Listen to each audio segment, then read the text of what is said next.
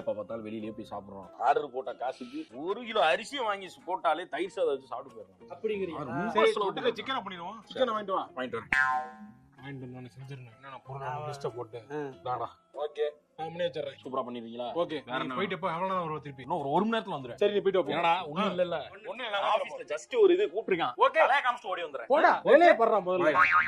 மாப்ள மாடு சூப்பரா வருதயா. மறு காசு பாக்குறியா? நீ குடு மாப்ள. உப்பு லைட்டா பத்தல. உப்பு பத்தலையா? ஆமா கொஞ்சம் போடணும்டா. போடுங்க. சால்ட் பே. எப்ப கூட? கண்டுபிடிக்க போல. அதிகமா இருக்க மாதிரி இருக்கா? அதிகமா இல்ல. ஏடா காரம் தான் அதிகமா இருக்கு. உப்பு லெவல் ஆயிடுச்சு. எவ்வளவு ஆச்சு? காரம் அதிகமா வச்சு வெங்க உருளைக்கிழங்கு. உருளைக்கிழங்கு போட்டா இதாயிருமா? அப்படியே காரத்தை பூரா இழுத்துரும். இப்போ போடுமா?